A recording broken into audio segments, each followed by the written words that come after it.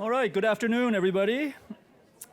Thank you all for attending this town hall on the topics of our hopes for the next University of Michigan president, and also to some extent the process by which the university identifies that person. This event has been organized by the University of Michigan's Faculty Senate, Central Student Government, University Staff United, and the Ann Arbor chapter of the AAUP. My name is Kentaro Toyama. I'm faculty at the School of Information. I'm also currently a member of SACUA and the local AAUP chapter. One thing to say about this event is we do have 4 panelists, and we'll be hearing from them next. But this is less a panel and really more a town hall. So we're hoping eventually to turn it over to you and hear comments from you. When we get to that point, you don't have to ask a question. You can make comments about what you would like to see in our next president.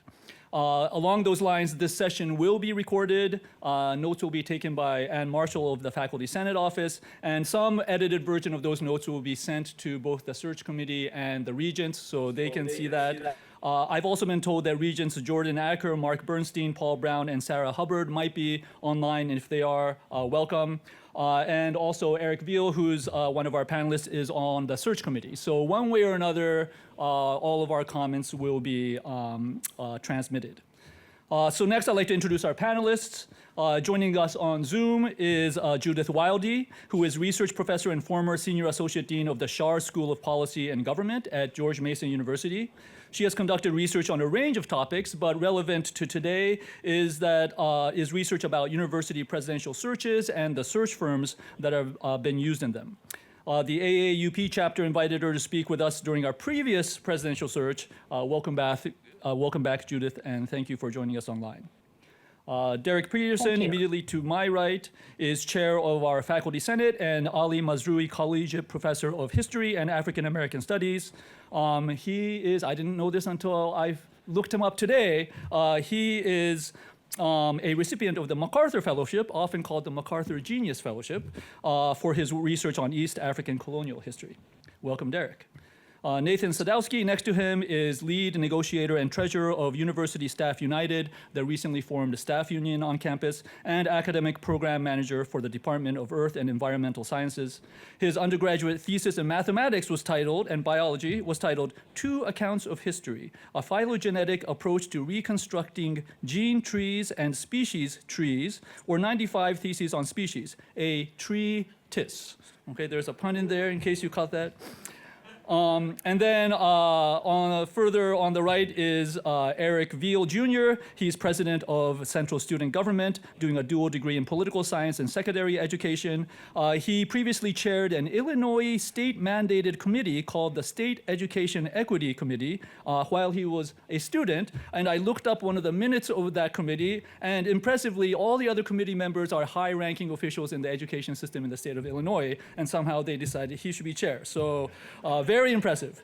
I'm going to, at this point, turn it right over to our panelists, and we'll start with Judith. Thank you. Let's see, you all are running the slides. Could you give me the first slide, please? Okay. I'm not going to really read any of the slides to you, but make comments about the information because you all can and do, I hope, have the copies of those. This slide just really lets you know the kinds of the specific studies that we have done, some by me, some by my research partners, most of them by the two of us together. But it gives you just a little background and lets you know that we really are, the comments I'm making really are based on research that we have done. Next slide, please. The first study we did was looking at search firms. And what we did was actually contact universities around the country to ask them to share the contracts with us. We were surprised that the majority of these were prepared by search firms. Most of them, those were on letterhead from and actually spent more time talking when and what they would be paid than information about the actual search that would be conducted. Those fewer that were prepared by institutions of higher education actually were much more formal contracts. Next slide. Just to give you an idea of the cost of searches, we've seen them up to, a couple $100,000 occasionally, but there is typically a basic fee.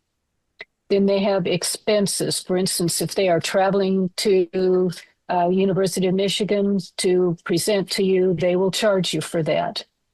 The basic fee covers their basic services, anything extra you want them to do. Not only do you need to get that in writing, but there will be more charges for that. And all search firms charge somewhere between 10 and 15% in administrative fees on top of that. So that's what makes up the search firm fee. Some do it based on a flat fee with these pieces, and others are based on contingency, based on the actual salary of the incoming president. Next slide, please. These are the services that we found listed. We went into this having no idea what we would see. So we had to read through the 61 contracts that we actually received, figure out what we saw, and then come up with a coding sheet to actually start collecting our data. But you see not a whole lot of things that we do. Most importantly, though, is what we refer to as due diligence. And I think slide is.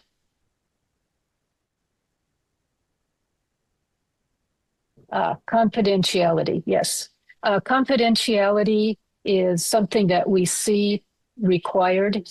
In some cases, we've seen it where people not only have to sign an NDA if they're going to be on the search committee or related to this at all, but we've also seen some where the NDA says if you ever in your entire life mention anything about this search, you could lose tenure or you could be thrown in jail. Now, those are at the extreme side, but it lets you know that they are very serious about keeping these searches secret. Next slide, please. And here is due diligence. We were actually amazed at the lack of due diligence that is done by search firms. I've highlighted some of those with asterisk in it before them. These are things that we think are especially important. But if you look, they will check references listed by candidates. That is the thing that is most often listed in the contract. But by just slightly more than half of those contracts. I will also say that in many cases, if they ask you to do anything different, really do an in-depth background search, they not only will charge you extra, but typically they will do it with a third party, and they often, and actually usually in what we've seen, will not guarantee that the work was done accurately. So in my viewpoint, why do it if you can't be sure that it's accurate? So these are the things that you can see. These are additive if it's included in the contract or done with an additional fee. Others say they will do the background checks, but they will only do it by looking at publicly available sources, and they often don't define what those are. Next slide, please. Our second search was really done because people asked us, are search firms being used more frequently now? And so, well, you can see the answer.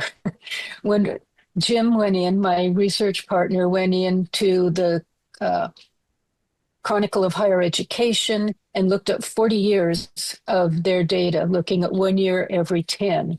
So looked at 75, 85, 95, 2005, and 2015. And when we saw the big jump between 1995 and 2005, he went back and did the year 2000. So at the start, about 2% of the searches we found used a search firm, and those were only private schools.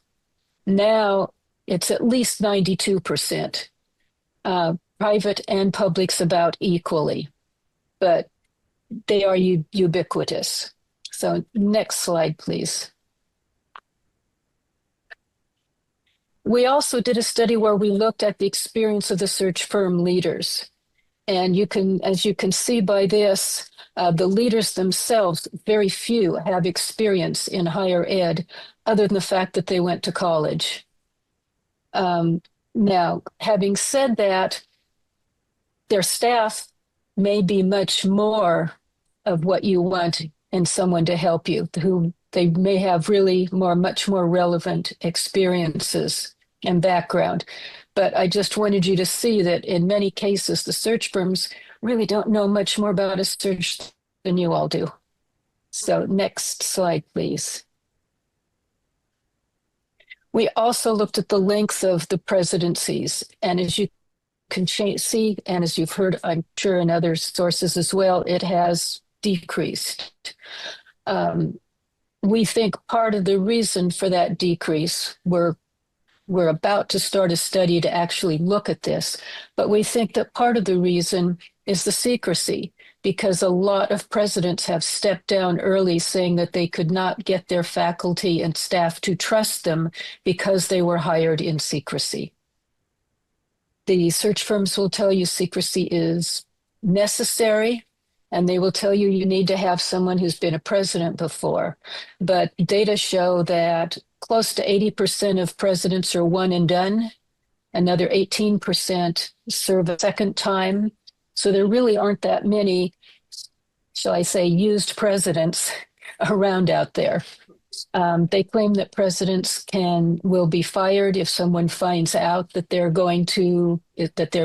looking at another position. We can find no empirical evidence that that has happened. So next slide, please. When we looked at the request for proposals and the contracts, there was very little data in either one. Rarely did the request for proposals really say, this is what we are looking for, this is what we want in a president. Rarely did the request say, these are tasks we want the search firm to do. And therefore, as you might expect, the contracts, which I already mentioned, were primarily created by the search firms, are pretty loosey-goosey. They don't give a lot of data. And one of the important things to keep in mind is the only thing you can really hold their feet to, the only things you can be sure they have to do are the things that are in writing. So that becomes really key, and it's important that the institution itself create the contract. Next slide, please. So why is confidentiality really needed? As I said, there aren't that many presidents that have been around before that are willing to do it again. We do know, we can give at least one example of a president who went to her board and said, I'm not looking for another position. I've been offered interviews. I just want you to be aware. She was popular. She was well known in the community, gave her a 50% raise to stay. So we think it's kind of ludicrous to say that all presidents who seek another position will be lost. Next slide, please. Due diligence, we think at a minimum, needs to include degree checks, references on and off list. So not only those the president or potential president lists in their data, but also others as well. And looking at media hits. And if you find something odd there, then perhaps a DMV record and credit reports. So next slide, please. So we feel though that search firms do have a place. they can certainly help you fill in things that you can't do on site. If you have 150 applications, I don't know that you will get that many, but if you have that many, that's a lot to go through. And the search firms certainly can help you by going through and finding, those that should be continued in the search and those that aren't. Various arrangements and reference checks could also be done by faculty and staff. But the search firms do have a role, just not necessarily the complete role that they might also always want to have. Next slide, please. This is my last real comment. I just thought I would share with you a study we did in 2022, where we looked at the presidents of 49 of the 50 flagships, and then using the inflation calculator from the Department of Justice, we adjusted the 2010 salaries so they were in 2020 money. So the average president at the flagships in 2010 made $460,000. In 2020, made $715,000 on average. But then we thought, we as professors always feel that we're left behind. So what we ended up doing was looking at full professor salaries at those same flagships. And you can see here, it's the professors gained $646 across 10 years. So next slide, please. So if you have questions, we may have a couple minutes for questions. I think I probably went over a little bit. I apologize for that. But this is my email contact, and anybody who would like to contact me with more questions, please feel free to do that.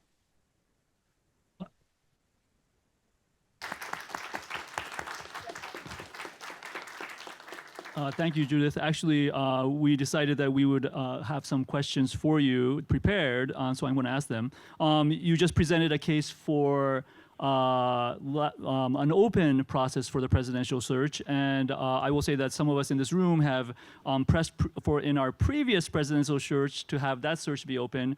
Our Board of Regents very flatly said no.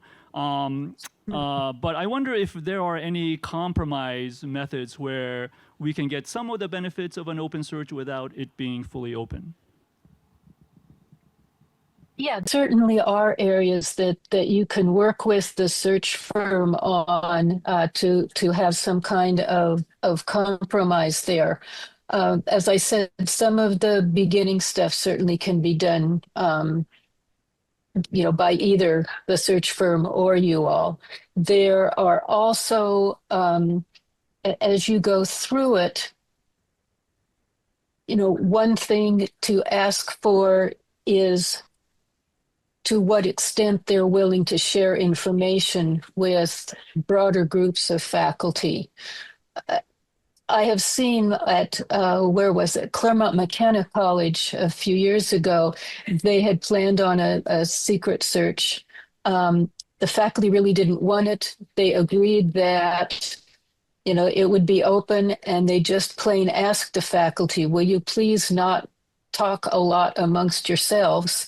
And, we can then keep this open, as open as possible, and let at least some faculty know what's happening. And they went right on through, and nobody talked out of school, so to speak. And it went very well. So a lot of it is to what extent the faculty wants to be involved and is willing to take on specific roles. You and I've just been told that one of our regents, Paul Brown, is on Zoom and has a question, so we'll turn it over to him.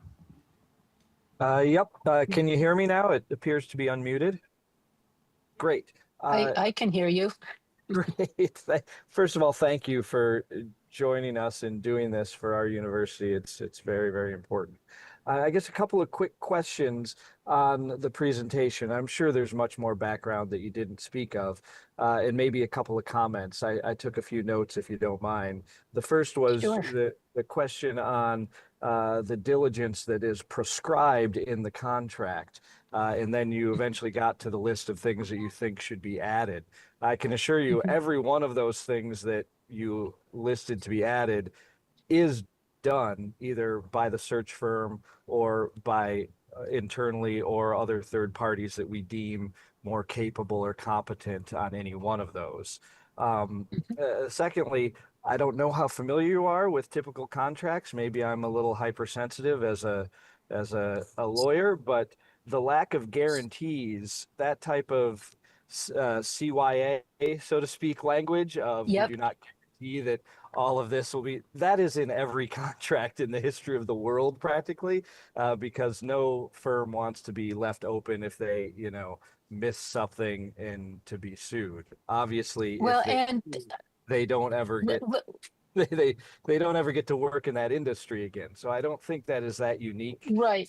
to Well, contracts in this the industry. issue the issue is not just the that it's just they guarantee the work, the search firms generally guarantee the work that they do. It's the third party when they need to hire them. That's where we see the lack of guarantee. Yeah, and as I And say, hence my comment. that's typical. Yeah, and I understand that it's definitely CYA. But on Yeah. the other hand, if you can't be sure that what they're handing you is reasonable, and there was a case a few years ago where a search firm was asked to do a salary, some background on the president's salary. They did that, presented their report, and later it was found out that they had miscalculated, and therefore the university ended up paying quite a bit more than anticipated. The search firm then returned all of their fee, but they've also been banned from the state of North Carolina for life, basically. Yeah, I guess that makes my point that that type Mhm. of language in a contract, not almost, I would say always exists, and the Mhm. penalty for failure of that task is just as you described it, much Right, more punitive than right. the language in a contract. So I don't see Yeah. that as a legitimate criticism of these contracts in this industry. Next, Uh, and I'm sorry to monopolize, but this is such an amazing opportunity to speak to you.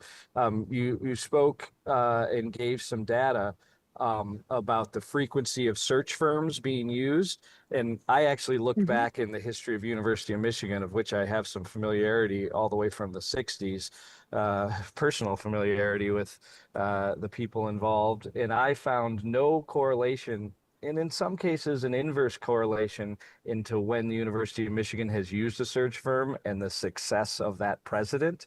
Mhm. So in some ways we may agree that it hasn't exactly resulted in higher quality hires. That said, the stat on the frequency of usage obviously skyrocketing since the 70s. Mhm. I assume it was kind of set in the guise of a criticism of the industry. But I would love to see and understand a comparison to others. Is this typical to other industries? I suspect you might see the same directional graph in every industry, which There, again, it may be a similar graph, but other industries started using search firms long before education did. yeah, that may So, be. Again, yeah, that may support the use of it in our industry, that we may have been skeptical or late adopters, but it was found to be best practices in other industries, and the industry we're in eventually followed suit. Again, another interesting data point, which I would like to understand, you cite the shortness of tenure of a presidency that mhm. in recent years, which kind of mirrors the graph of secrecy. Uh, but you didn't actually cite whether that mirrors the graph of using search firms. and that secrecy was a part of that, or you threw in secrecy as a data point that exists today, but you didn't state whether presidents who had longer tenure previously, if their searches, although not done with the use of a search firm, were also secret, which seemed to be the point you were trying to make. Yet the data you cited was not relevant to that point. Okay. What I will say is at this point, we are planning, and we have not yet done a study to look at the correlation between secrecy and length of presidential term.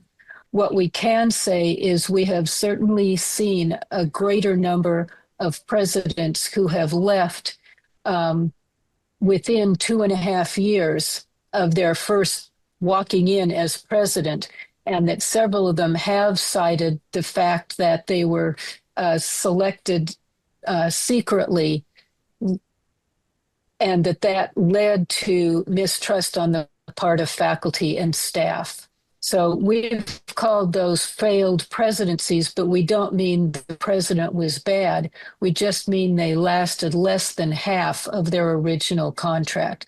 But that's the study we're about to do. So I don't want to really focus on that too terribly much until I have more and better data to support or not support the statement. I got it, because that seemed to be the main point or thesis of the presentation. Yet, and that will be or would be obviously kind of the $1 million question if it does in fact. We believe it to be true. Yeah, we believe it to be true, but I don't want to list it as fact until I have more data. Yes, I think the data, we couldn't make that presumption yet. And All I guess right, that yes. leads to my last point, and I'll make this my, yeah. Regent Brown, if you don't mind, we have, I think, close to 80 people in the room, and I totally agree. I if you just don't want to mind, make if we one could last move point. on. Can I make one last point or question to all these people? Because this is the main question I guess I would love to understand, because I'm also critical of search firms and oftentimes critical in secrecy, especially when we're dealing with a public institution. But I guess the main question is, we've had people here presenting about probably some of the negative around secrecy, yet the industry almost exclusively for a couple of decades, and maybe to my criticism, has done secret searches, secret so to speak. There's obviously a diverse group of people on the search committee, yet no one here to explain or really defend any with evidence why that is. There must be a reason for it. And it seems like if we have people here who have done research to criticize that choice, if 99 out of 100 searches are done that way, there must be people here to defend it, which I would love to hear, because I think it needs defense. Yeah, I'm not going to defend it, but I will say that we have a hypothesis as to why search firms are being used more often. And that is, back at least when I was in college, the boards of trustees, boards of governors, whatever you want to call them, the boards were made up of the local bank president, some local real estate person. They were local to the community and knew the university. What we're seeing now is more and more people on a more statewide, at a minimum, and often nationally known people. People who are coming in from politics in some areas, like Florida. I think it's now 6 of the last 6 presidents hired were hand-selected by the governor. Yeah. And that was the choice. But we're seeing a big change in who is on the boards of governors. And that we believe, and again, this is just a hypothesis at this point, that that is part of the reason for the change. Because if you're in a larger business, you probably already have experience with a search firm, and therefore it's natural to go on and use it at the university as well. Fascinating. Great. Thank you. All And right, again, I thank you so apologize for much. I'm monopolizing. gonna Thank you very much. Keep this thing rolling as much as possible. So we'll continue with Derek Pearson, representing faculty. Hi, everybody. Thank you for having me here. I'm standing up because I feel the need to make declarative statements, which is rather than reclining when speaking, as it were. I'll start simply by observing that while we in faculty government have confidence in the search committee as it's been constituted, there is no representative on the Presidential Search Committee who stands as a member of elected faculty government. The faculty members who are on the search committee, the advisory committee, are distinguished colleagues. All of them are, I think, distinguished university professors. Many of them have been in administration, and we have no quibble with their qualities or with the work that they're likely to do. But none of them have served, with one exception, in faculty government previously, and none of them are currently engaged with the work that we in faculty government are trying to do to shape the future of the university. What is faculty government for, if not for offering advice to the university's leadership about the shape of our new presidency? We have 7,600 members of the faculty of the University of Michigan. That faculty senate, as we call it, elects 77 members who sit on the Senate Assembly, which represents the different corners of the university and all their diversity, from which, in turn, a smaller executive committee called SACOA, the Senate Advisory Committee on University Affairs, is winnowed. I'm the chair of SACOA and therefore the chair of the Faculty Senate. We exist to offer advice about things like this. The problem, from our point of view, is that a search process that's untethered from faculty government will likewise be untethered from the larger set of priorities that are currently occupying us at this university in all their diversity. We need to have activists who care about what faculty think. We need also, by the way, to have lecturers and members of unions on the search committee, because in the absence of such folks, the inclination of the search committee will be to cue toward a kind of establishment view that it's at odds, really, with the interests of this university at large. We've made our views clear as the advisory committee in a statement that we gave on the 22nd of May, a statement of principles which we sent onward to the Board of Regents and which was published and circulated widely. We called on the 22nd of May for an open search, that is, for a president who would be chosen through a process through which as many constituents as possible would engage with finalists, and who those finalists would have to persuade. Among other things, as Professor Wilde has just suggested, an open search is more likely to yield a candidate who will be convincing, exciting, engaging for a wide constituency on campus, and not only suitable for sort of the backroom negotiations that happen with the Board of Regents and the search firm as it is. We recognize that being president of Michigan is not a popularity contest, but surely the ability to persuade a wide and diverse set of constituencies about their suitability for the job should be one of the qualifications for a U of M president. We asked in our 22nd of May Statement of Principles for a whole list of, what do you call them, qualities or commitments that might underline a new president. Among other things, we asked that the new U of M president would push forward, so far as legally possible, the university's historical commitment to diversity, equity, and inclusion.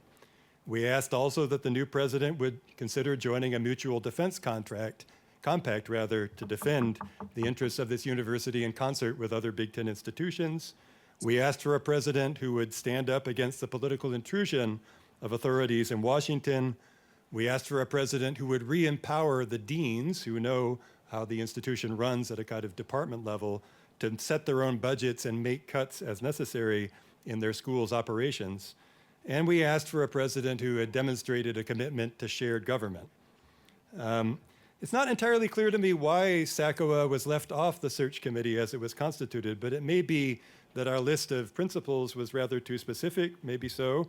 Nonetheless, let me point out that The objectives that SACWA held out on the 22nd of May are, it seems, widely held by members of the Michigan faculty. Faculty government has never been in a more, what do we call it, authoritative position now than we have been in our history. 3,000 members of the faculty of the university voted in our last election of April 2025, convened under the presidency of my predecessor, Rebecca Modrak. And by an overwhelming majority, faculty at the university support the continuance of DEI as so far as possible, support joining mutual defense compacts, want our university to defend international students, faculty, and staff, and are committed to keeping the university open to dissent, to disagreement, to nonconformist views, to free expression, that is. Let me point out to you a series of articles that were published yesterday in the Michigan Daily. We'll be hearing from some of the authors, I think, shortly. These articles hold out, if not a consensus view, a view that's widely held by many of us at the university about the qualities that we need in a new U of M president. We need to defend, as one of the editorialists points out, against the impulse to settle with the Trump administration at the expense of free speech. We need to defend also against the intrusion of artificial intelligence on our capacity as students and teachers to cultivate the capacity for critical intelligence among our students. And we did need to defend also our vocation as a public research university, explaining to federal authorities and to citizens of this state why it is what we do is important.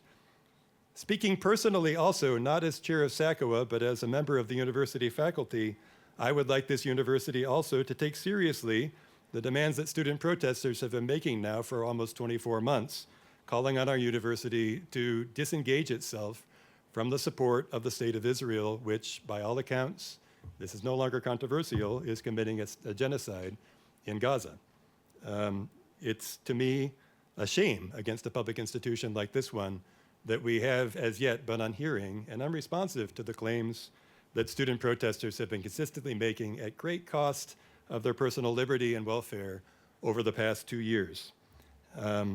There is hope, perhaps, for something like a forward path here. It's not impossible that under the new U of M presidency, we will see an ethical investment committee formed that takes seriously the suggestion that many of us hold that U of M ought not be involved in supporting financially or organizationally the United States war machine and the manufacturing of armaments. That is a position that we'll have to talk about in the coming year under a new U of M president.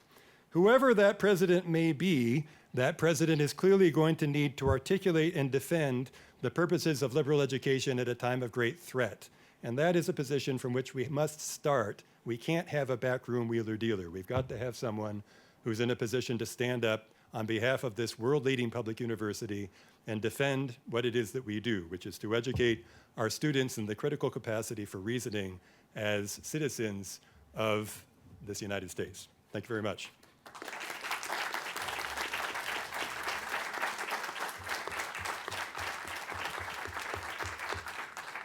Thank you, Derek. I'm next going to ask Nathan to take the stage, representing our staff. I think I'm going to stay seated because I think I'm in a less declarative moment and maybe a little bit more self-reflective one. And perhaps reclining is appropriate for self-reflection. I think as I'm sitting here today, I'm exhausted. I think as probably many of you are, as I know many of my colleagues and coworkers are. Been through a long first week and a half of classes, which I think is true for many of you. It's always exhausting, but it's particularly exhausting right now. Every day there's a new thing coming in my office door, a new notification popping up on my phone. I'm getting questions from my chair and associate chairs of how the new thing the Trump administration's doing is going to impact our students. Questions that I can't answer, but it seems like no one else at the university has the courage to answer as well. I get students walking in today asking what it means that they're now have reporting obligations, an announcement made yesterday that I don't know what it means for them, and I can't, like, I received no prior notification for them and have now 75 graduate students who don't know what's changed and what hasn't. I want to see a president who comes in and has some courage to develop a real culture of leadership that I feel is lacking at this university, to answer those questions proactively, affirmatively, to take those stances and say, we are going to like lead and not just respond to what is happening in federal government, is happening because of the president, and will actually like lead in that way. And sometimes that's fine if that's saying we have to do this thing that the government's saying, but saying that and being clear about what's happening versus being opaque, because those questions are coming, and they're coming to staff and they're coming to faculty, and it's exhausting to have to deal with that every single day and not see an ounce of leadership from the president, from deans, from others.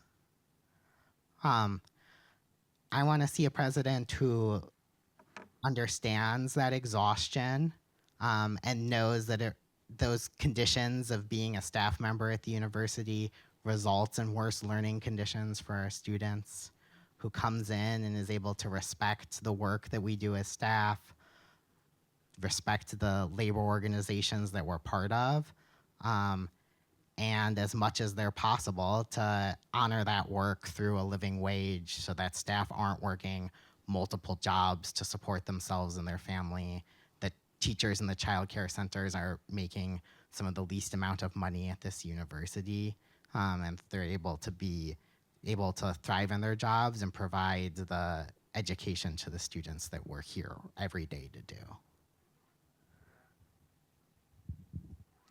That's it.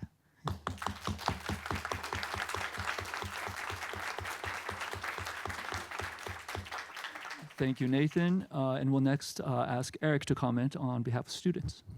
Yes. So hi, everyone. My name is Eric Veal.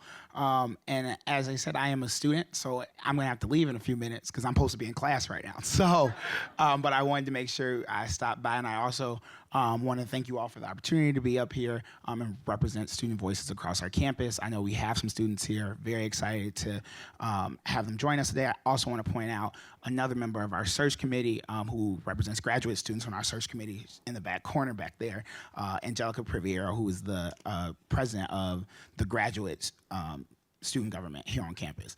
A few things I just want to point out in kind of my remarks is I hope in this search we get it right. I hope when we get it right, we have someone who cares and supports all of the communities on our campus.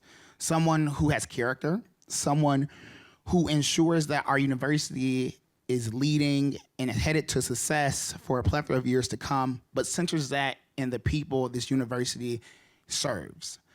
I hope that we have a president who isn't just able to regurgitate leaders and best, but actually embodies those values in their everyday decisions and in their tasks. In a time where, we have committees removing students from being on them and not including students in conversations, I was very happy in the fact that 2 students were appointed to be on the search advisory committee. And because of that, and what I've been telling students across our campus is, while some rooms are trying to push us out, others are bringing us in. And so I am so honored and glad to be a part of the conversations, as well as be a part of moving this university forward. And I'm here to listen today, and I look forward to hearing from you all. And after I leave, there's members of my team who are here who are also taking down notes and thinking of ways that we can work together moving forward. So thank you for having us, and we look forward to working with you in the future. Thank you.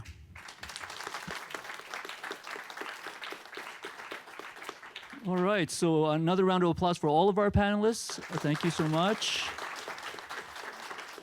And Judith, I don't know what your situation is, but thank you so much for coming. I'm not sure if the rest will be as interesting to you, but please feel free to stay or not. And best wishes for your for the person you're visiting in the hospital.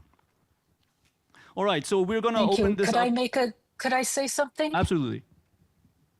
Okay, because I probably should get back to her, but there are a couple questions about the age of the data that I presented on the contract. So just very briefly, I'll tell you that we tried to do an update study, but the search firms now more often than not say that they own the data, which means they own the contracts and they will not share the information as a private entity. They do not have to respond to a FOIA request. So while, yes, I understand our data is older, unfortunately, there is no real way to do a new study. So that's it. And thank you for the opportunity to talk with everyone.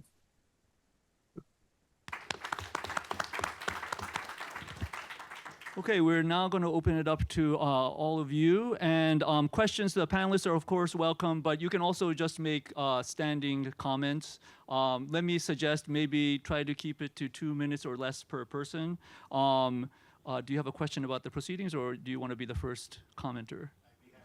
Okay, great. So one thing I'm just going to say is we also have people online, so we're going to alternate between people in the room and then people online. Zilka is helping online, and Megan is here with a microphone for people in the room.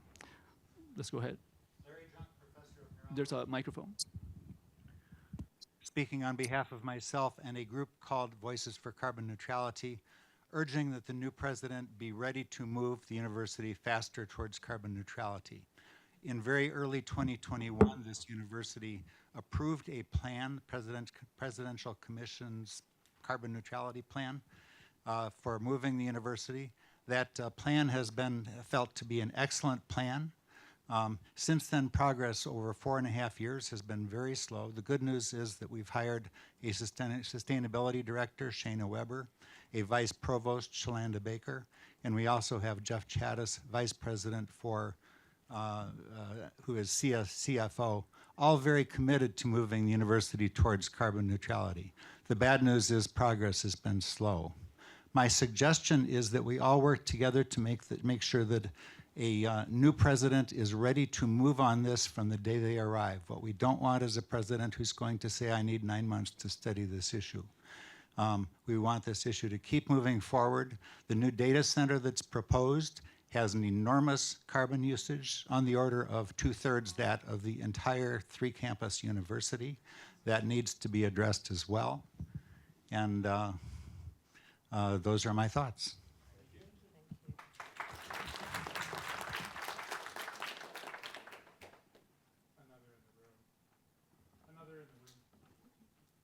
And while this is happening, let me ask people online to raise the hand virtually, and we will call on you. Hi, Tay Brown, School of Social Work. Phenomenal work. Excuse me, I also showed up late because I was in class.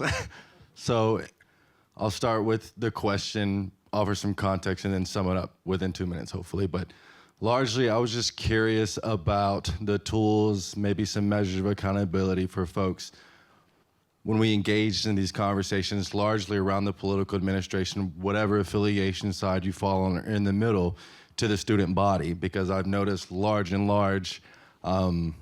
there's difficulty around that. And so are there any measures that we can employ, accountability, to really engage in those conversations to where potentially values are changed, values are molded, and they evolve and not necessarily have a domineering opinion? So once again, I'm just wondering if there's any tools, accountability, systems of support that can be offered to the student body across the campus, graduate and undergraduate, to engage in some of those maybe difficult dialogues, regardless if you fall on the political affiliation spectrum.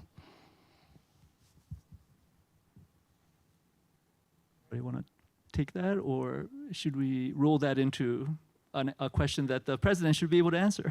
I was more curious about current, relevant, objective, what can be done now and not the later on, right? Because I'm a big proponent of the local level conversations and countertop conversations that can make impactful change, because as an individual, I like to imagine my sphere of influence is huge and can reach to presidential, dean, and federal levels, but I'm dealing with me now and what can be done on the local level, right?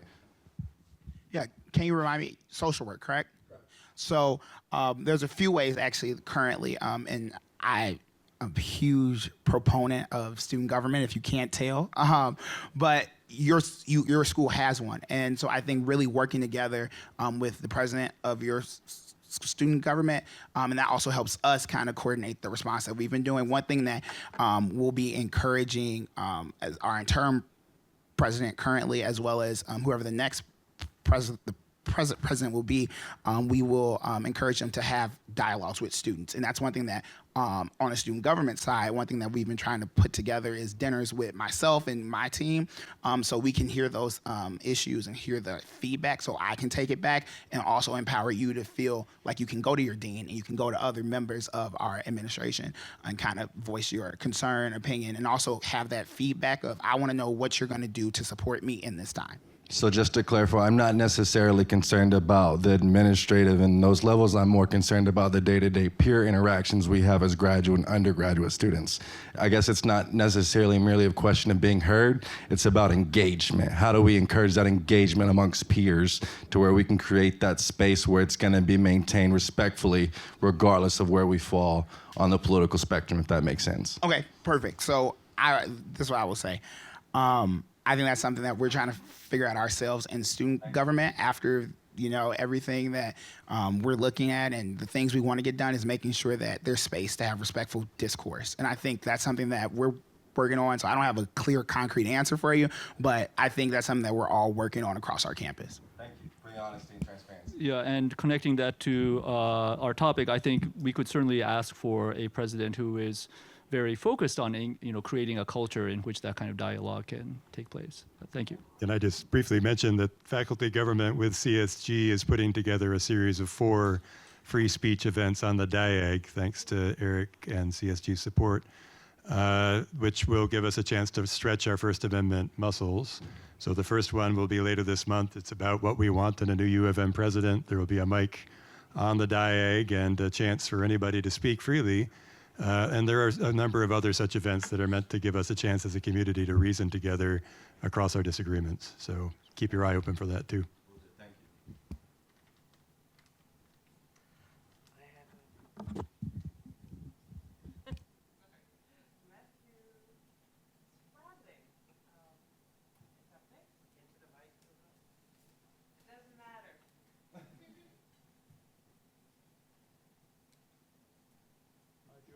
If you're online, please introduce yourself and go ahead and make your comment or question. Sorry, thank you. The regent who got to speak 4 times earlier said that many under industries are using the same kind of flawed process. And I was thinking that by necessity, innovation requires novelty. So should we feel free to innovate, perhaps for a competitive advantage, and not just do what everybody else has been doing for years?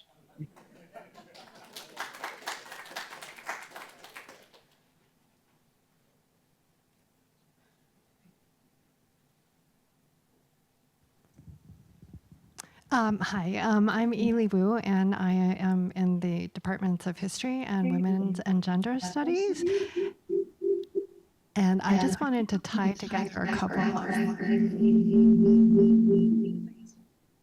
Is this going to keep reverbing? Okay.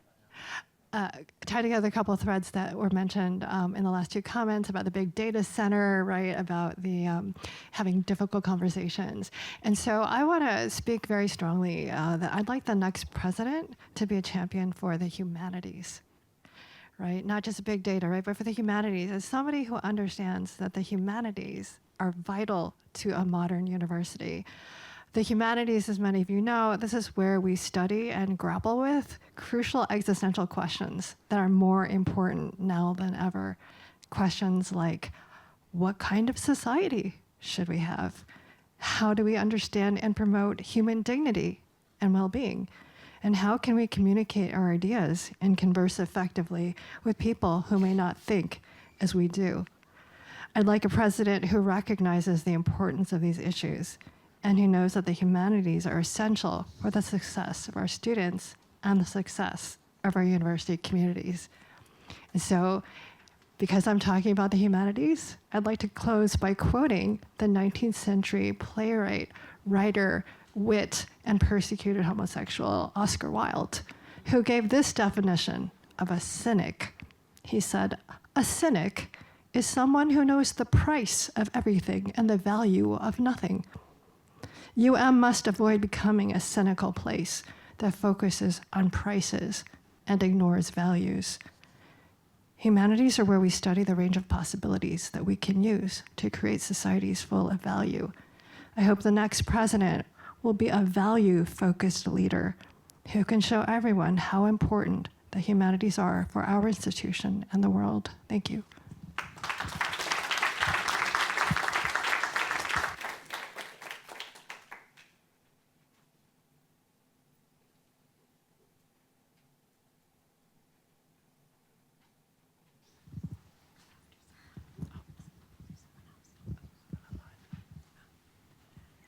Hi, I'm Rebecca Modrak, and from the Stamp School. And I wanted to pick up on something that Dr. Peterson said about centralization and the decentralization of the university. So in 1850, after a series of political struggles that resulted in mismanagement of the University of Michigan, the delegates to the Michigan Constitutional Convention changed the Constitution to grant autonomy to the university, thereby protecting it from political interference by the state legislature. The framers recognized that the legislature lacked the expertise necessary to make effective policy decisions for a university, and that those who are well-versed in higher education issues should make governance decisions.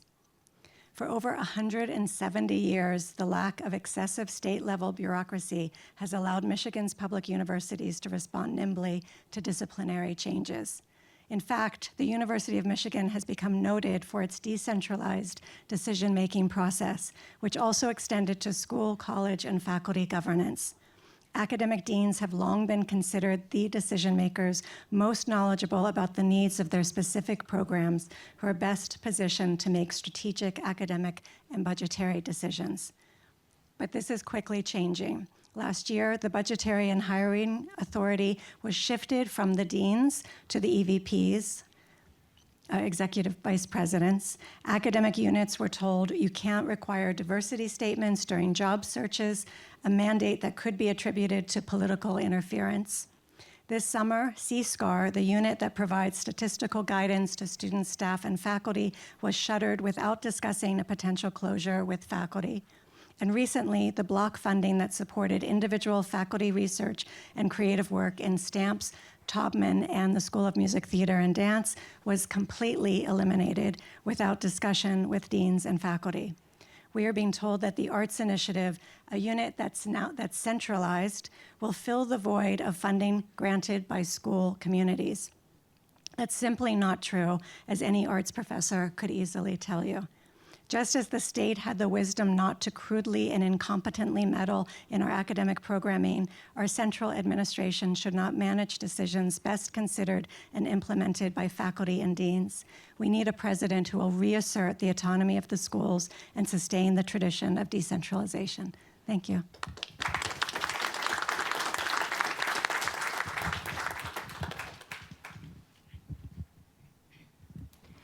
Hi, first of all, thank you for, first, I'm Rima Mohammed. I'm from the College of Pharmacy. First of all, thank you for holding this. I think it is critical, and I am sorry that we couldn't get a representative on the search firm itself. I think that's unacceptable. But I think one thing I wanted, I came in a little late when there was some talks about the search firm. I think it is critical to involve a search firm. As someone who has gone through a search for someone, we were trying to get a superintendent in place. We had a search firm. It was transparent. There were multiple opportunities for the constituents to provide input, and that data was public. So I think some input that I wanted to include, and hopefully some of the administration and the regents are listening, it has to be a transparent process. It has to be accessible. Just got an email today, and I saw that there was one session for faculty to provide input to the search firm. There was 1 or 2 sessions for Michigan Medicine folks to provide input. I mean, this is not accessibility. And I don't know if there's going to be a Zoom option. Accessibility is going to be key, and providing people time to be able to provide feedback to the search firm or the search group. Also, publish the feedback that is being provided by the different constituent groups. That has to be public. This is how you regain the trust of the faculty and of your constituents. So not just, oh, we're listening. No, actually publish that feedback that you're getting so the public knows that you're actually getting that feedback. And if, again, if this is not handled appropriately and in a process where it's transparent and accessible, I do believe that trust will be lost, and it can impact the university as a whole, especially as we see in especially under the Trump administration and before that, we are seeing a lot of missteps that have happened from our administration, from the regents, and it is causing confusion amongst faculty, students, staff, and it's also causing distrust and trauma in some people that I've heard from. So very critical that this is transparent, that it is accessible, and that the data is being published so that we can see what is going on. Thank you.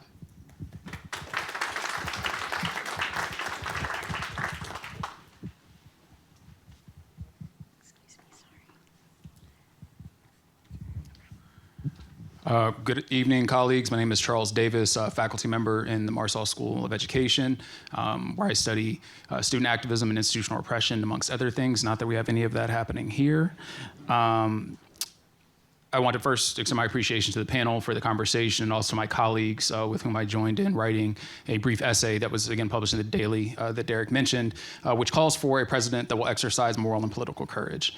I think that is extremely important in this particular moment, and although I imagine the regents and others with different interests may not find that compelling, what we have seen happen in the last 2 years has been a deep betrayal of what should be an institutional commitment to protect our students, not to punish them, to protect our faculty and staff in exercising their First Amendment rights, and without moral and political courage to do the uncompromising thing, the thing that quote unquote leaders and best should do, I don't see how this university can move forward. I don't see how it can retain the tremendous amount of talent that it continues to lose and hemorrhage because of these particular moves.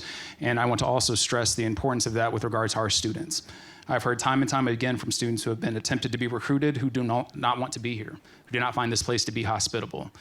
For an institution that had committed itself to values of diversity, equity, inclusion, and also to justice, to again have betrayed those values in quite a public fashion. I think that also, when we think about this in the context of what rights students are supposed to be given, right, as constituent citizens of this particular public, have also been betrayed. And so I would like for us to be thinking about what it means to have institutional leadership that does not allow for the Office of Student Conduct Resolution to be wielded as a weapon, right, to situate itself as a complainant, to hire external people to advocate on its behalf, and to have a complete lack of due process, a lack of transparency, and deeply unjust proceedings. If we are an education institution invested in the civic future of this country, we cannot indoctrinate these students into what one of my students, Nia Hall, calls as repression as a pedagogy, right? We have to give them opportunities to engage in mistake making, right? To find different and corrective paths, to allow for them to reconcile amongst students and not to be interceded and overstepped by the university. And so I hope that we take seriously what it means, not just for what's going to happen in the immediate future, but for the long-standing future and the tradition that we hope to uphold here at the University of Michigan, that we can no longer continue to betray if we're going to be as good as our promise.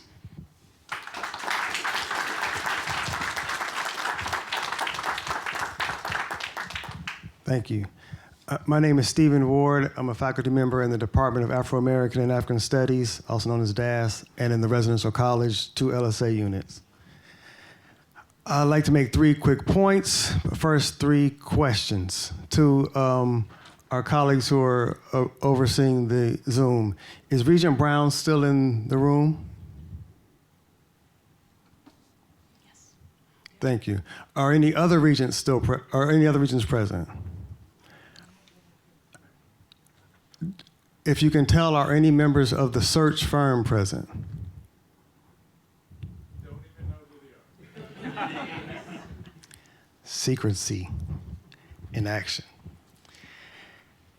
So my first point is to affirm, first, all things that Charles just said, and also to affirm the calls for the next president that Derek made in his remarks, particularly to reiterate a commitment to the principles and the practices of diversity, equity, inclusion, and similar values, and I would say grounded in a sense of justice, a mutual defense compact, standing up to the authoritarianism emanating from Washington, D.C., re-empowerment of the deans for the running of the university in the ways that they have in the past, and a commitment to shared governance. I also would like to join in Derek's call, which he issued personally, calling for the next president to take seriously the demands of the students who are calling for the university to divest from this ongoing genocide.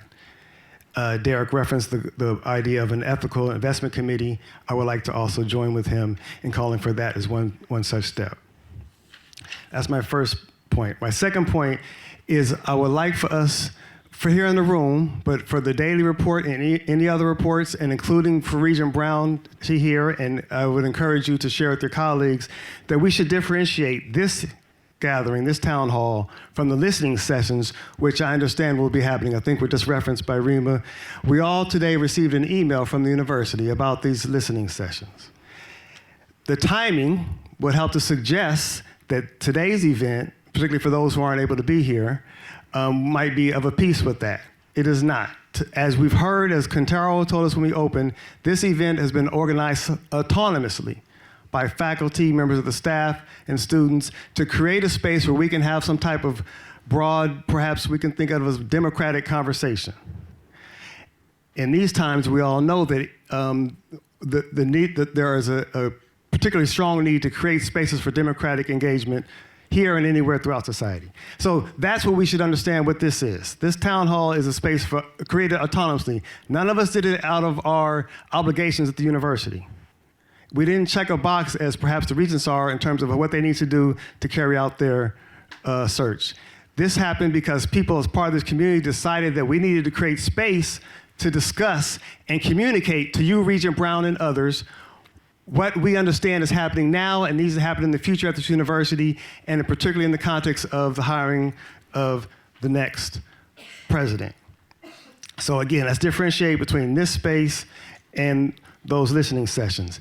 This is particularly important because of the erosion of trust in the university leadership, which has been generated over roughly the last 2 years, as has been referenced earlier, and is perhaps exemplified in large measure by President Ono's hasty departure. And Regent Brown, I would like to encourage you to do more listening and less talking, because the defensive posture you took in response to our guest wildly seemed to ignore or forget our recent history of Ono's very short and unhappy tenure here. So moving forward, Regent Brown, and I ask you to share this with your colleagues, we encourage you to do more listening and less talking than what you did, for instance, today. So you have these listening sessions. Let's make them something that does, in fact, allow for you to hear what's been said. And you can start by finding ways for you and your colleagues to gather the information, perspectives, and suggestions offered here, and to genuinely engage them and respond to them, not to ignore them as you've been doing with the recently passed faculty resolutions and other ways in which people have tried to make their views and concerns expressed. And that brings me to my third point, which is to you, Regent Brown, that I want to say in the strongest terms, it is incumbent upon you and your colleagues to cease in your dismissal of other voices and to recognize that you are not always the smartest people in the room, and that there are experts, and I don't mean experts in a hierarchical sense, but people who have engaged in research or lived experience that gives them a perspective that you should listen to and recognize that it will add to rather than detract from your attempt at leadership of this institution. And with that, I'll yield.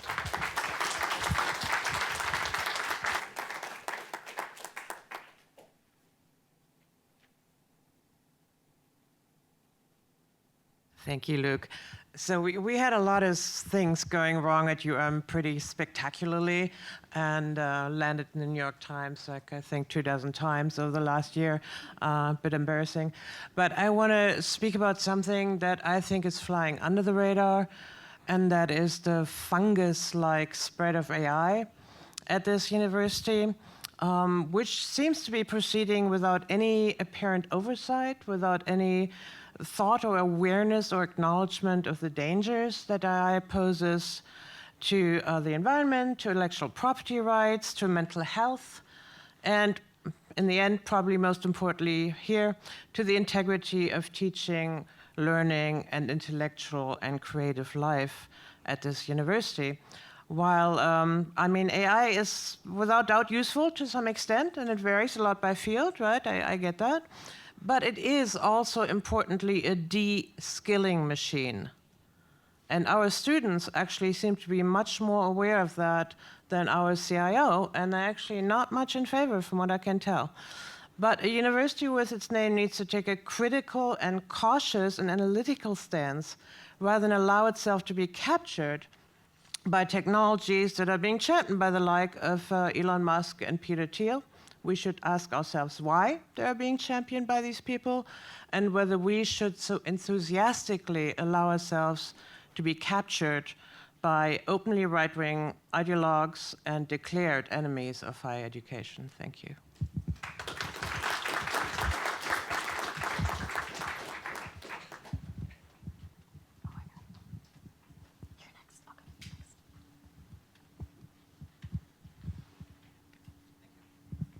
Hi there. Oh, wow.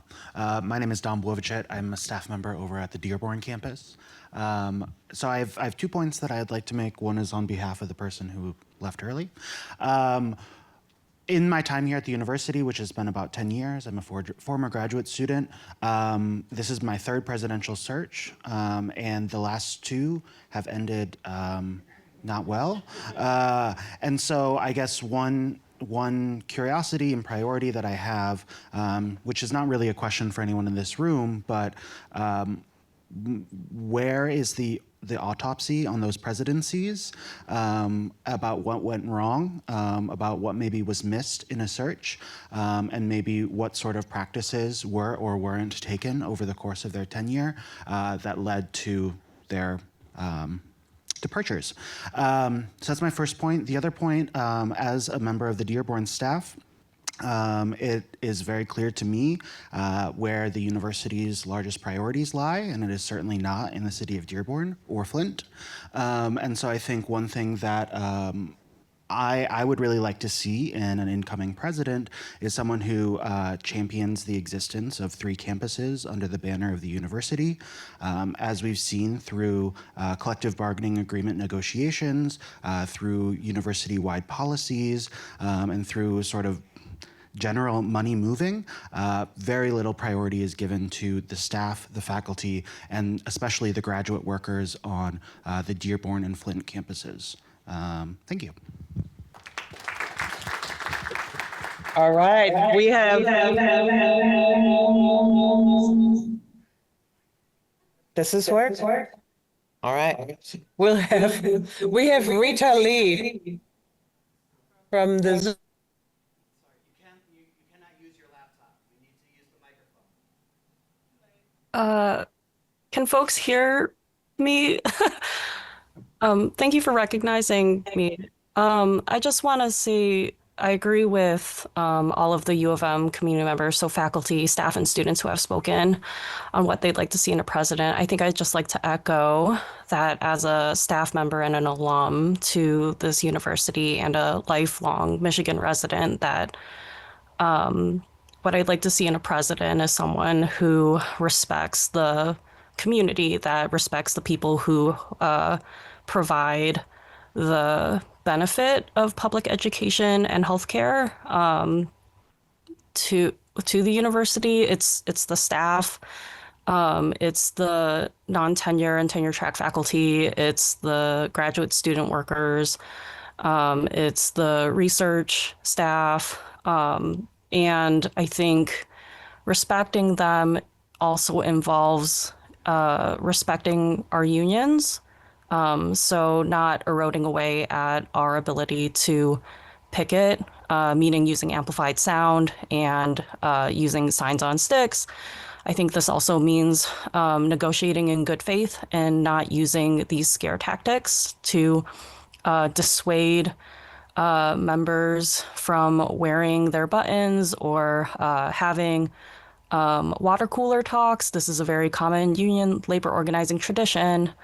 Allowing workers to talk to each other so that we can voice through bargaining and support our bargaining teams to win a strong contract. And then I think lastly, a president who will not offer the union a signing bonus to sign a bad contract. That, like, we've seen this with a couple unions. Of course, there's going to be concessions and we negotiate, and like no one's going to have the first grade contract or the 9th, 10th grade labor contract. But I think using good faith negotiations and not using signing bonuses or union busting tactics is something that I would like to prioritize.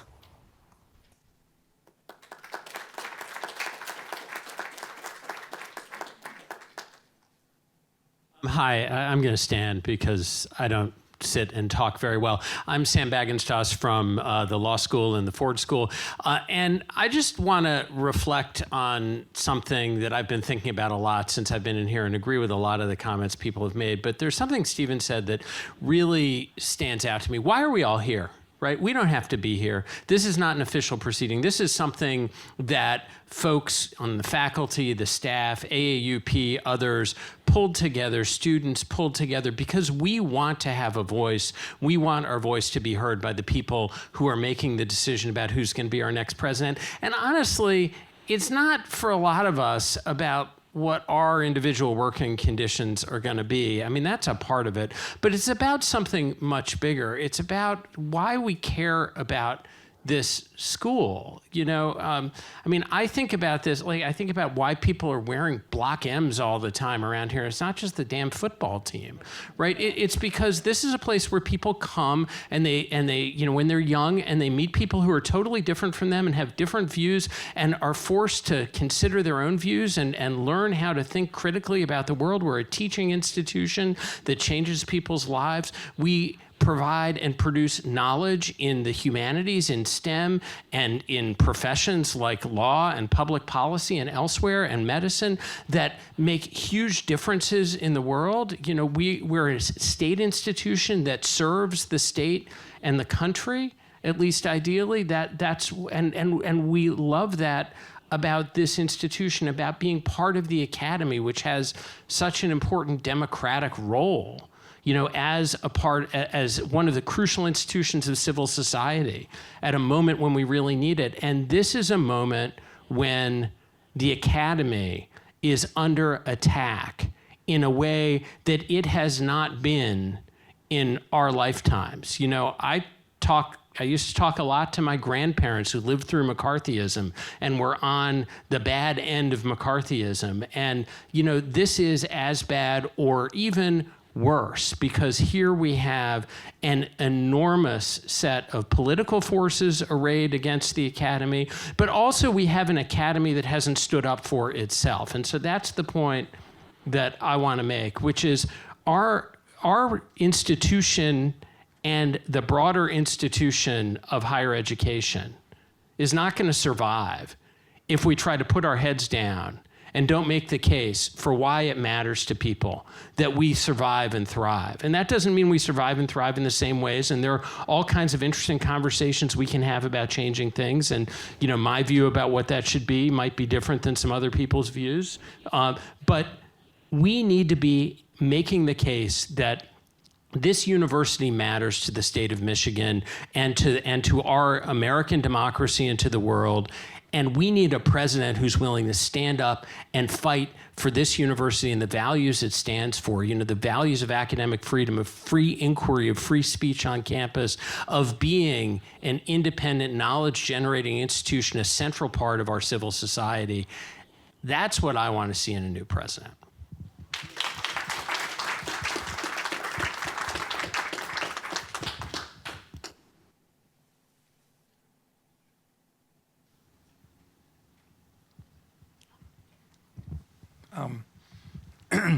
Thanks, John Carson and the History Department. I'm going to follow my good friend Stephen by having 3 quick points, though they're pretty much things that have been said, and Sam just made a beautiful sort of summing up of them. But one, I think we need a president who can listen to multiple voices, something that we've sometimes been in short supply, meaning they are going to look beyond the narrow confines of around them and the echo chambers, but to really seek to hear from the community, from the regents, of course, and the alums, but also the faculty, the staff, the students, to really think about this as a place where collective, multiple voices in the long run give better decisions and have a more buy-in from the community if they're in fact something that is broadly disseminated rather than coming from on high, which, in this place is reflecting the cultural moment around the world, which is the push of authoritarian, centralized power. We see this everywhere.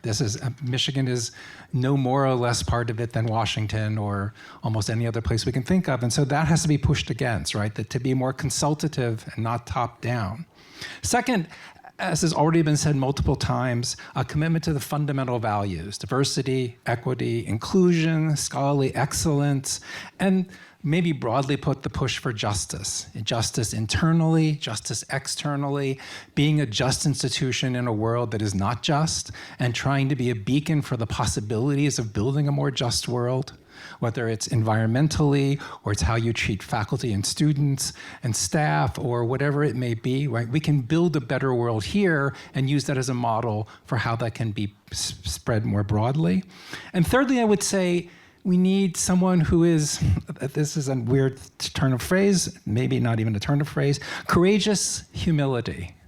But humility, I think, is partly the willingness to listen, the willingness to hear, you might say a little bit of thick skin, the willingness to be criticized and not take it personally, to think that that's part of the job, that there are going to be a lot of people who are mad at you a lot of the time, but you have to just take it not as personal, but this is part of how a complicated, diverse institution talks to one another. But also courageous to turn to Washington, to turn around and say, these are the values and I will fight for them as long as I have this job, that's my job, right? Courageous to be able to withstand all the different voices, to live with criticism, to live with dissension, because diversity and inclusive place is never going to be where people think one way. And so there will always be multiple voices. There will always be people angry at even, or fighting with each other, or complaining, or certainly arguing with one another.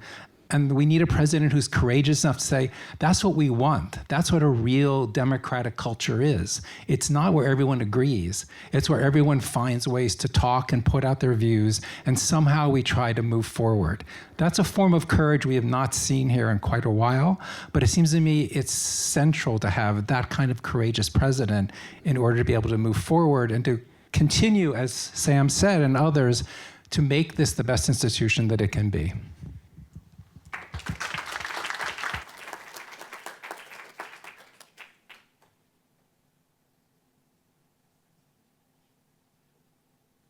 John McGee, professor in the School of Medicine. I just wanted to build upon some earlier points about process, because while I agree with what John said, those values, if they're not judged in the right manner, you won't get a different result. So somebody spoke earlier about the need for transformation. I think autopsies are always valuable because you can learn a lot. Sometimes it's really hard to figure out what the problem was, but I would argue we're 0 for 2. If a student of mine was 0 for 2, I'd say think about some other way of doing it. And if I was 0 for 2 of anything of importance, I would both think I need to do something different, and several people would be telling me you need to do something different. So sometimes we don't know what we need to do different, but we need to do something different. And I would submit it's probably harder to get more secretive, or, I don't know what direction we can turn the car, but I know we're against a wall on one regard. So I think at the end of the day, if we don't do something, we need to do something different. And if history repeats itself, that will be a real threat to the University of Michigan, because we've now shown we can't learn from our mistakes.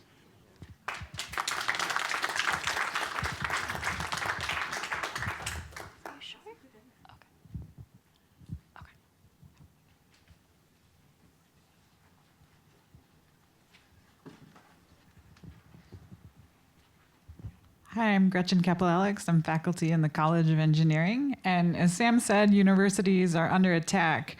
But it's not just universities, it's the idea of expertise itself. And it's critical that the next U of M president recognize the expertise of their own faculty and commit to faculty shared governance, taking into account the experience and the knowledge that we have as educators and researchers, so we can put it towards making good decision-making as an institution. Over the past few years, shared governance at the university has been eroded. For example, the student statement on rights and responsibilities was quietly modified during summer 2024, even after a groundswell of opposition by faculty and students and staff to a draft policy on disruptive activities that was similar in substance only a few months earlier. The decision to defy input was made by administrators despite the fact that it is faculty who interact with students on a daily basis and faculty who have dedicated our careers not only to teaching students in our subject areas, but also to nurturing their growth as citizens and independent thinkers. In the past few weeks, in a quite different arena, the administration announced that CSCAR, the Statistical Consultation Center that had been accessible to any U of M researcher, would be shut down. No clear plan to replace CSCAR services has been articulated, and the announcement was made without input from U of M faculty about the potential impact on their research. You can point to similar examples in terms of institutional neutrality policies and shuttering DEI. These actions all weaken the university as an institution of higher learning and knowledge production.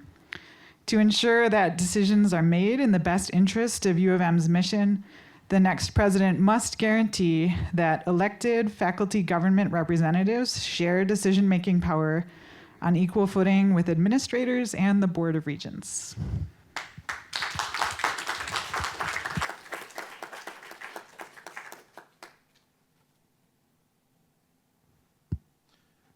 Okay, we're going to take Matthew Spradling on Zoom. Hi, thank you. First, I wanted to say I sincerely appreciate that you've set this up so that folks on Zoom can ask questions.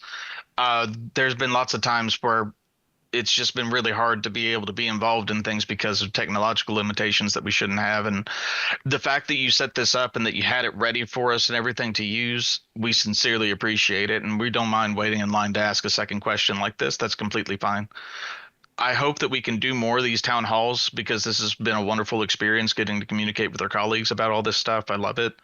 I want to say, when the regent was getting to their fourth point and they were asked to stop and they kept going anyway, we're a trauma survivor and that terrified us. And we hope that there will be better standards in the future.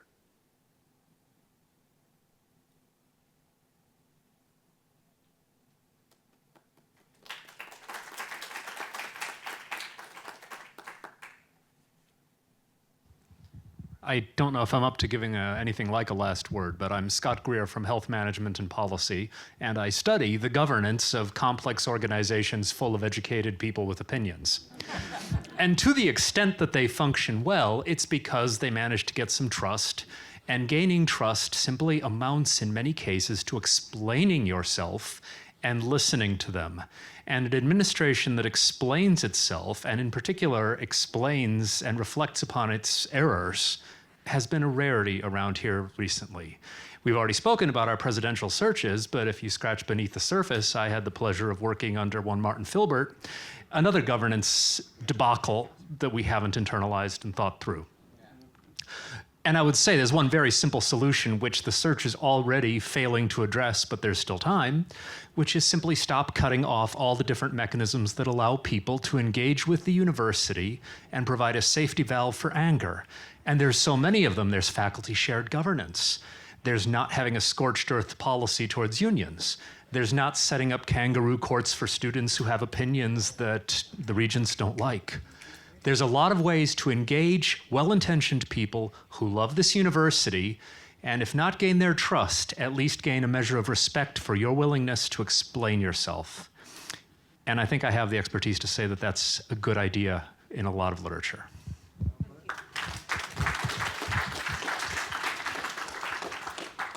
Okay, we're going to go to Nia Hall on Zoom. Hi, can you all hear me? Yes, Hi. we can. Thank you so much. Hi, my name is Nia Hall. I am a third-year doctoral student in higher education here at Michigan, and a student organizer and the vice president of our Graduate Student Workers Union Graduate Employees Organization. I've just been sitting on Zoom. Thank you so much for having this space, and again, echoing the appreciation for holding a space for folks on Zoom to be able to ask questions and to respond. I, as a student here and as a worker on this campus, and since we're in a space that the regents are not here, no one on that faculty search committee are here, and we're all speaking to one another. I and my comrades, other fellow workers and colleagues, would love to have not only a president, but an administration, and an entirely campus community that stands for justice beyond profitability, stands for people over profitability.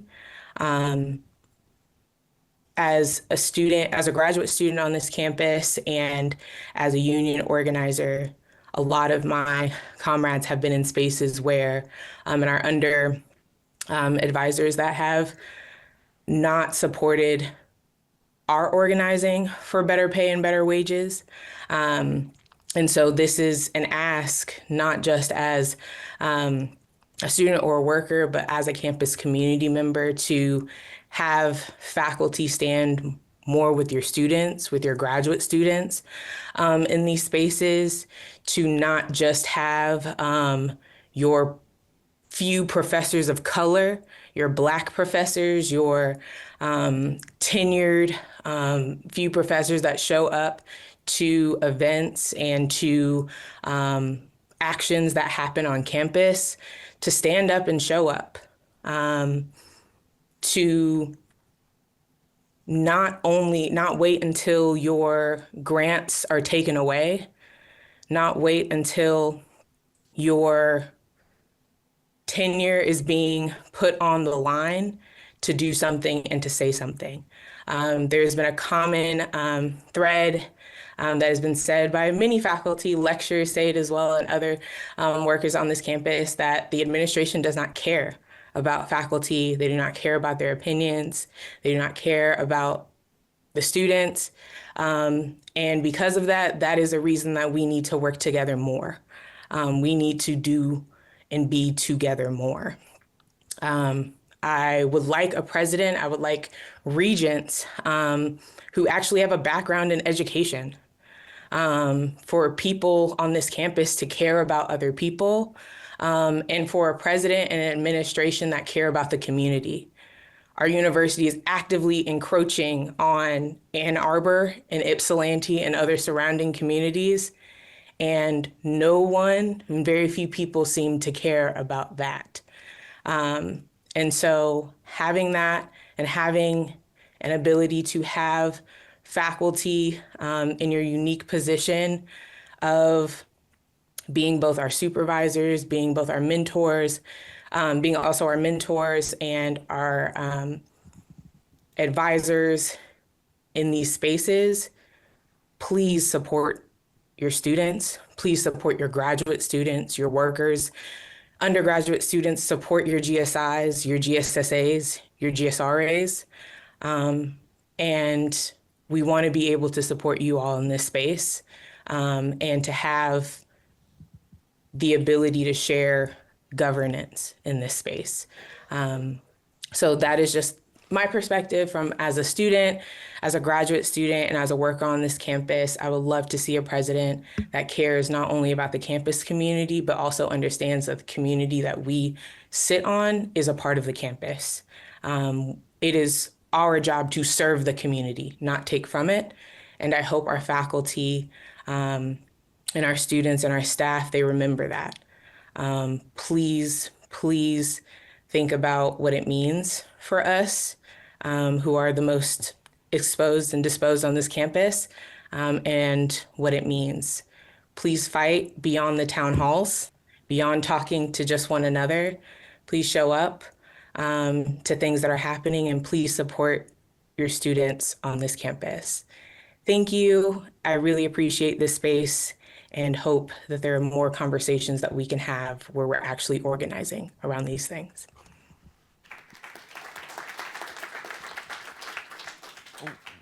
We are now turning it over to Zoom, specifically to iPhone 218. And I'll just insert that it's about 5:40, so maybe one more. This will be the last question, and we'll close. Hello, can you guys all hear me?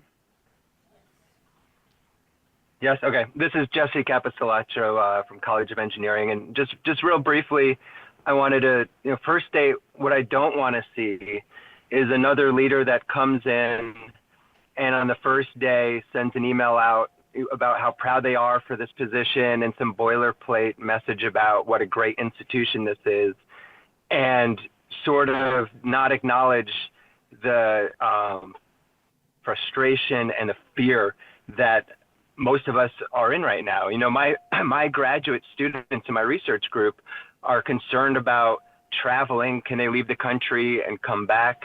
There's lots of concern about federal funding with huge cuts to NIH and NSF and so forth. And what I would like to see is a president that really puts the university in front of themselves. And I don't know, how to guarantee that. I will mention there was talking about doing an autopsy. There was, I thought, an interesting article written by one of our alumni a few months back, and I can't remember where it was published or who wrote it, but basically looking back at the last 10 presidencies and making the point that if you look at the last 10, it was the folks coming from either inside Michigan or more broadly the Big Ten that really had the best tenure here at the University of Michigan. So I do think it's worth to seriously think about considering candidates from the Big Ten. At least I would have more confidence that they would put the university ahead of their own careers as opposed to someone coming from the coast. That's all I wanted to say. I think this event has been excellent, and I've really enjoyed hearing what everyone has to say.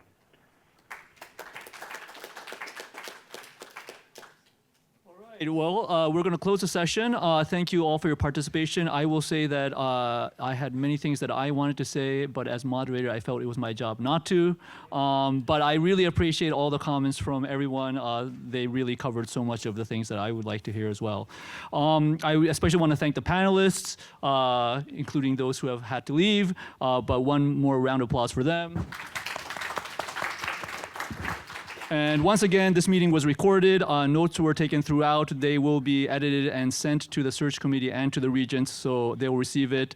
And I'll also mention that, as Stephen mentioned, the regents are running their own listening sessions, and whatever you may think of them, I do think it's worth it for all of us to show up and express our views. Even if we say the same things over and over again, there's considerable evidence in my field of information that when people hear the same thing over and over again, they are more likely to believe it. All right, so thank you very much, and good night.